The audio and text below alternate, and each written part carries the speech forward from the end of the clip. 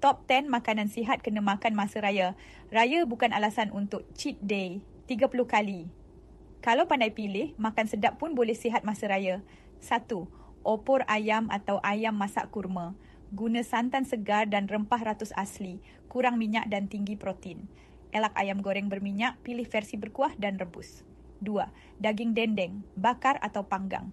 Sumber zat besi dan protein, lebih sihat dari daging berlemak bergoreng.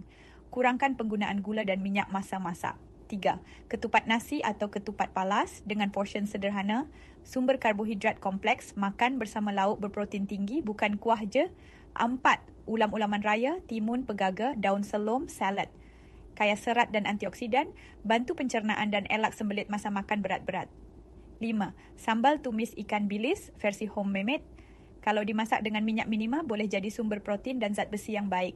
6. Buah kurma, tinggi fiber, potasium dan magnesium, bantu kenyang lebih lama dan stabilkan gula dalam darah lepas makan berat.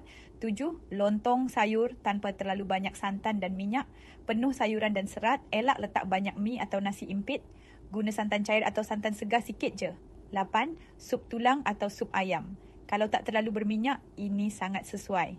Kaya kolagen dan zat besi, bagus untuk imun badan lepas penat beraya. 9.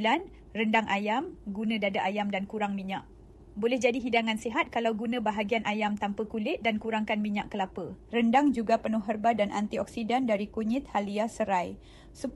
Buah-buahan segar, ganti kuih raya manis dengan tembikai, mangga, betik, oren, bantu detoks badan dan elak kembung.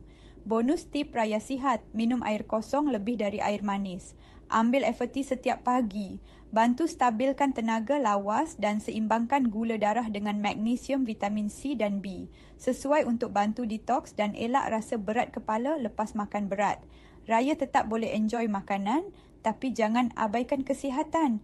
Pandai pilih, badan pun happy. Komen saya nak raya sihat dan share video ni dengan geng makan.